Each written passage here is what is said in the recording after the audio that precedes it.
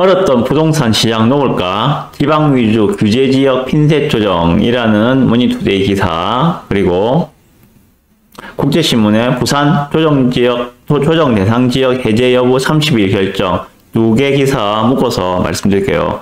이거 뭐 앞에 제가 저번 방송이나 한두 번 정도 다루었기 때문에 뭐 이 되냐 안 되냐 이거는 별 의미가 없잖아, 그죠? 내일 되면 결과가 나올 거니까, 그죠?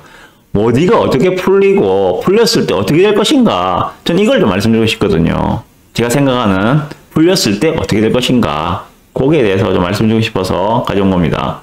뭐 어디가 풀리고 뭐 찌라시 돌고 있던데 그거는 별 의미가 없습니다. 내일 되면 나올 거니까. 나온 거에 대해서 대응만 하면 되잖아요, 우리는. 지원빵님, 아니요, 청약 넣고 싶은데 기타 지역이라 기타 순위까지 안 오더라고요. 예, 안 오죠. 올 수가 없습니다. 저래 싼데 당해지에서 끝나지 기타 지역에 가겠습니까? 미리미리 전입을 좀 해놓으시지. 네, 보시면 정부가 이번 주 초기 과열지구 조정 행사 대상 지역 등 규제 지역 161곳 중 일부를 해제할 전망이다. 규제 지역에서 해제되면 세금 부담이 낮아지고 대출 규제가 완화돼 주택을 사고 팔기 쉬워진다. 일각에서는 거래가 늘면서 침체한 지방시장이 회복될 것이란 기대도 나오지만 금리 인상 등으로 매수세는 한정적일 것이라는 것이 중론이다 라고 하고 있고요. 뭐 대구 등 조정지역 위주로 풀릴 듯, 뭐 대구하고 세종이 지금 가장 유력하다고 이야기하고 있죠. 거기는 뭐 사실상 대구는 수성구 빼고는 아마 다 풀어주지 않겠느냐. 그리고 세종은 아리까리하지만 그래도 많이 떨어졌거든. 세종이 진짜 많이 떨어졌고 20년도에 가장 많이 오른 데가 세종이었습니다. 전국 단위에서 가장 많이 오른 데가 세종이었고 21년도에 가장 많이 떨어진 데가 세종이었거든요. 이제는 풀어주지 않겠는가 하는 생각이 듭니다. 제 생각에 풀릴 것 같은데 모르죠. 그건 뭐 예상은 의미가 없다고 했습니다. 내일 대보면 아니까.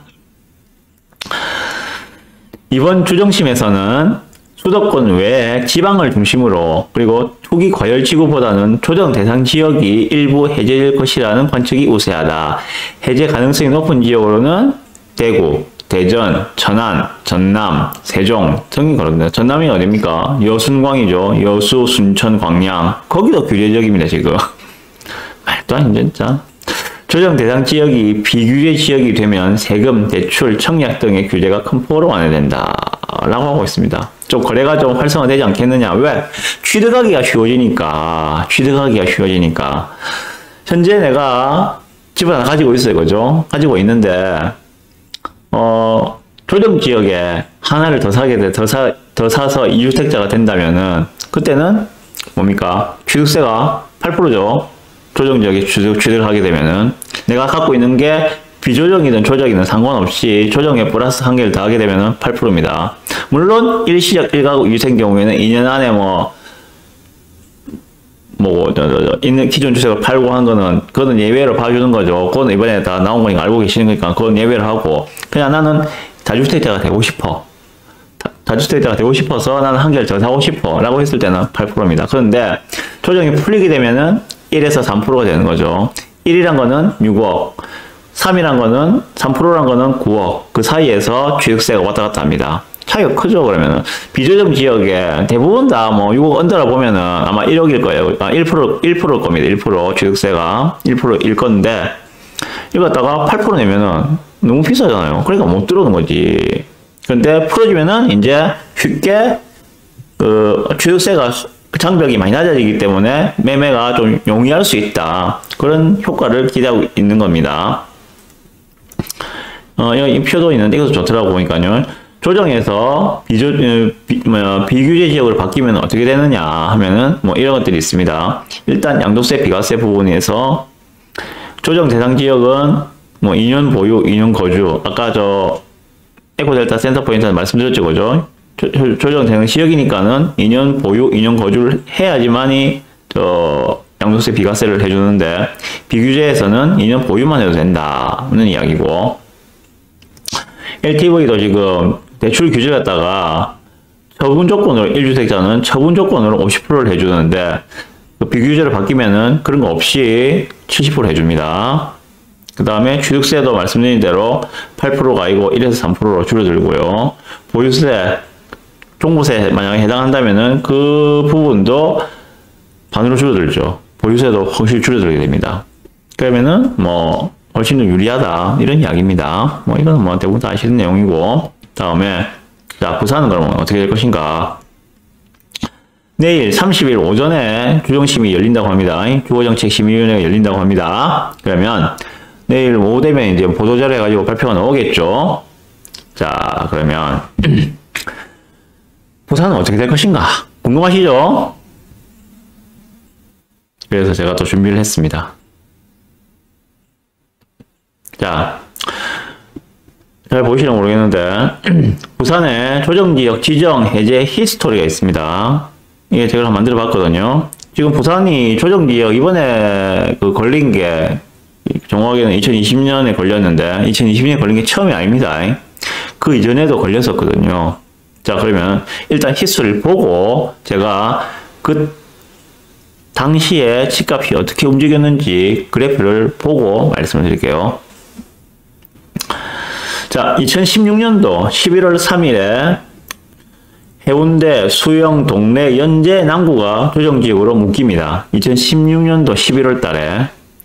그리고 2017년도 6월 달에 해수동, 연남, 플러스 진구, 기장군이 묶이게 됩니다. 2017년도에. 그러면은 거의 뭐 핵심지는 다 묶었다 봐야 되겠죠. 그죠? 2017년에 묶었습니다. 그러다가 2018년도 12월 말, 12월 31일 날 해수동만 남기고 연남진 기장은 해제를 해줍니다. 2018년도 12월 31일 날요. 이번에도 이렇게 될 가능성은 없습니다. 그죠? 해수동은 안 풀어주고 나머지는 풀어준다. 이럴 가능성이 높아요. 그러다가 2019년도 11월 18일 정확하게 한 11달, 10달 정도 있다가 그죠? 해수동까지 같이 풀어줍니다. 처음에 연남진 기장만 풀어주고 해수동은 안 가놨다가 한 10달 정도 뒤에 해수동을 포함해서 부산 전체를 해제를 시켜줍니다. 자, 그러면 조정부터 풀린 데까지가 3년이 걸렸죠. 그죠? 3년이 걸렸습니다. 해수동 같은 경우에는 조정부터 풀리는 데까지가 3년이 걸렸어요. 자, 그러다가 2020년도 11월 20일 날 해수동 연남을 조정으로 묶어버립니다. 그리고 불과 한 달이 안 돼서 2020년도 12월 16일 날 전체를 다 묶어버리죠. 중구하고 기장을 제외한 나머지 전 지역을 영도구까지, 사하고 사상구까지 다 묶어버리는 일이 2020년도 12월 달에 발생을 하게 됩니다. 자, 그러면 이번에 2022년도 6월 30일 날 발표가 날 건데, 만약에 뭐 부산을 풀어준다 하면은 해수동은 안 풀어주겠죠. 그죠?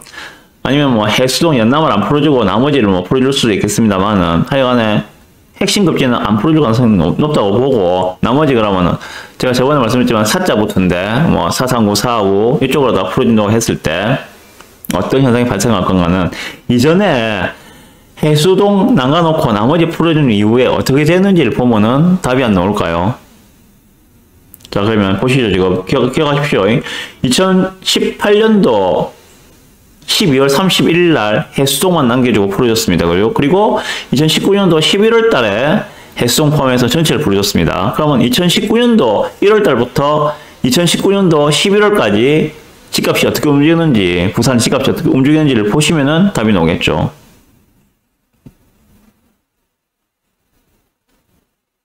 자, 아시레스 나왔습니다. 지금 이 그래프의 기간은 2018년도 1월부터 2020년도 12월까지를 그래프를 따온 겁니다. 아시레스 따온 거니까 아파트입니다. 아파트 한정해서입니다. 밑에 보이는 파란색, 요게 매매 지수입니다. 그죠? 매매 지수고, 위에 보이는 빨간색, 요게 전세 지수입니다. 자, 아까 2018년도 12월 31일 날, 2018년도 12월 31일 날 해수동만 남가놓고 나머지 풀을 때가 있죠. 그죠? 그래서 2019년도에 집값 변동을 보시면 됩니다. 해수동만 남가놓고 나머지 풀었을 때 어떻게 되는지 2019년도 집값을 한번 봅시다. 그러면. 자, 2019년도 1월 달입니다. 그죠? 여기죠. 2019년도 1월 달. 이때 해수동 남기고 나머지 다 풀은 상태입니다. 2019년도 11월 달까지 어떻게 움직였습니까? 매매가 계속 출하하고 있죠. 매매가 계속 출하하고 있습니다. 그러다가 2019년도 11월 달에 해수도까지 다 풀어주니까 반등을 하죠. 반등해 나가면 보이시죠? 그죠?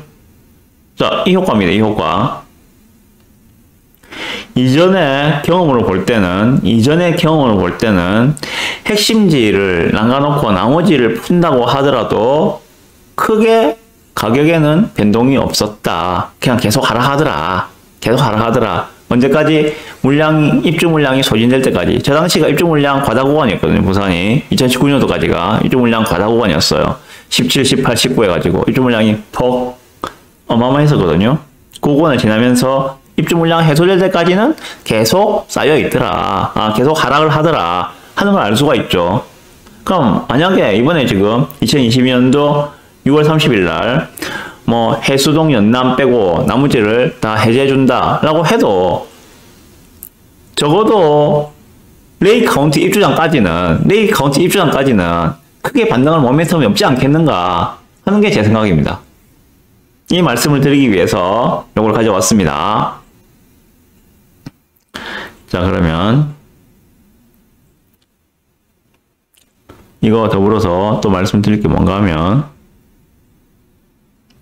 같이 보셔야겠죠, 그것도. 그러면 좋다. 가버린 이 말 알겠어. 그러면은 도대체 물량이 얼마나 많았기에 2017, 2018, 2019 물량이 얼마나 많았기에 니가 그렇게 호들갑을 떠는 거야 라고 말씀하실 분이 있을 것 같아서 가져왔습니다. 아실에서. 자, 요게 지금 2017년도, 18년도, 19년도 물량입니다. 그죠? 자, 2017년도 입주 물량 28,000, 2019년도 31,000, 2018년도가 31,000이고 2019년도가 32,000. 제법 많죠. 제법 아니, 이 정도면 뭐 어마어마한 양이죠. 그죠? 2016년도까지가 그래도 입주 물량 23,000이었는데 28,000, 그 다음에 31,000, 32,000으로 확 늘어나 버렸거든요. 이 3년 동안이. 그러다 보니까는 뭐 잘 나가던 뭐 해운대를 포함해서 전부 다 막 쭉쭉쭉쭉 빠지기 시작했던 것들이죠. 규제를 아마 그 당시에 다 풀어줬다 하더라도 뭐 빠지지 않았을까 싶어요. 언제까지? 충분히 가격이 빠져서 외부로부터 유동성이 들어올 수 있을 정도로 가격 메리트가 있을 때까지. 자, 그러면 이번에도 마찬가지라고 저는 생각이 드는데, 이번에도 마찬가지 생각이 드는 게, 해수동 연남 빼고 나머지 다 풀어준다. 좋습니다. 그래도 저는 뭐 레이크 카운티 입주장까지는 충분히 상승할 모멘텀이 없다. 얼마나 빠지는가 그거는 나중에 다시 설명드릴 건데, 그거는 논외로 하더라도 좀 하락으로 계속 갈 가능성이 매우 높다.